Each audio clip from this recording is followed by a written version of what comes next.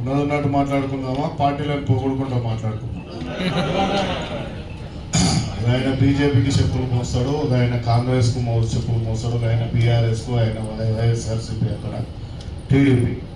కానీ మన కులాలను చంపిన ఈ వేదిక ముందు అందరికీ దండాలి ఫస్ట్. అయితే రామచంద్రాన్ని అప్పుడప్పుడు చెప్తుంటాడు, నా కళ్ళు మస్క కొడుతున్నావు అంటే, నువ్వేనా నరేంద్ర మోడీ గారు? రాహుల్ గాంధీ గారు? సరైన టైంకు తిండి ఉండడానికి, పండ్లు పలారాలు తినడానికి. నువ్వు ఒక పెళ్లి లలిత కుటుంబంలో పుట్టాం, మా రోజు వీరన్న కుటుంబంలో పుట్టిన విశ్వకర్మ బిడ్డ ఉన్నాడు, ఇక్కడ గౌరవ సర్వార్ పాపన్న కుటుంబంలో పుట్టిన ఉన్నారు. అనేక మంది.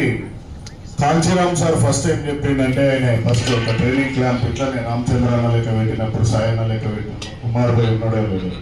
వీళ్ళు నేను ఎక్కడ మీటింగ్ పెట్టినా, పూనాలో ఒక రోజు అజయ్ సింగ్ యాదవ్ పీపీ మండల్ ప్రొఫెసర్ సూరజ్ మండల్ వచ్చిందంటే, ఈయన నాకు ఫోన్ చేసి ఏడున్నావు అన్నాడు. ఏడున్నా? నేను ముంబైలో ఉన్నాను. లేదు నేను వచ్చినా ఇక్కడ ముంబైలో ఉన్నామాట, ఇక్కడ పూనాలో ఆయన పెద్ద మనిషి వచ్చిందంటే, గాయనకారికి నువ్వెందుకు వచ్చినావు ఇంత దూరం అంటే, ఆయన ఏదైనా తిరుగుతుంటాడు రామచంద్ర.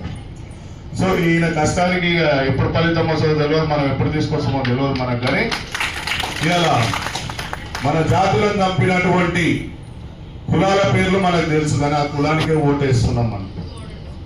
పేరుకేమో బీసీలం, ఎస్సీలం, ఎస్టీలం, మైనార్టీలము 185 కూటీకి లేని వాళ్ళం, 185 కూటీకి లేని వాళ్ళం. అంటే 100కి 85% ఉన్న మనము దాన్ని తినడానికి అన్నం లేని వాళ్ళు. మా నాడు కాంచీరామ్ చెప్పిండు, కూడితే రాజ్యం అన్నదే మాన్య కాంచీరామ్.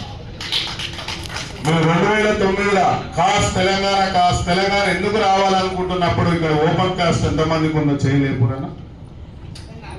ఓపెన్ కాస్ట్ ఎంతమందికి తెలుసో చేయలేపురి, ఎంత మనిషికి తెలుసు. సింగరేణి బొగ్గు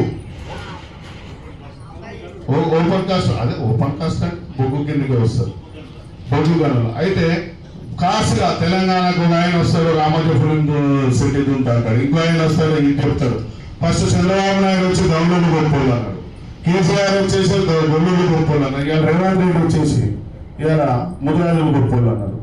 ముదిరాజు బీటెల్లు చచ్చిపోయింది. ఇవాళ సత్యం అనే వ్యక్తి మహబూబ్నగర్ ఎందుకు చంపబడ్డా చెప్పురి. చంపిన ఆయన మాధవ్ రెడ్డి, చంపించిన ఆయన ఎస్కే నాయుడు ఎస్పీ మహబూబ్నగర్. పిల్లలు అడుగుతారు ఎందుకు చంపారు, ఒక పీసీ బీట్ అని చెప్పురి. అది ఆయన పాపం చేసిందా, కబ్జాలు చేసిందా? ఇవాళ షేర్లింగపల్లి నుంచి మాదాపూర్ వరకు కబ్జాలు చేసిన చాలా మంది అగ్రనాయకులు ఉన్నారు. అట్లా మా బిడ్డలు ఏమైనా చంపిరా మిమ్మల్ని ఎందుకు చంపవచ్చు? మా రోజు వీళ్ళనే జడ్జీలు కొట్టాలా, నేను ఎందుకు చంపవలసి వచ్చింది? గద్దారు అన్నకు బుల్లెట్లు ఎందుకు కొట్టవలసి వచ్చింది? ఈ యొక్క మనకు ఆయన 4 పార్టీలు తిరగని, ఒక ఆయన నడవండి, ఆయన వరంగల్, ఆయన రంగారెడ్డి.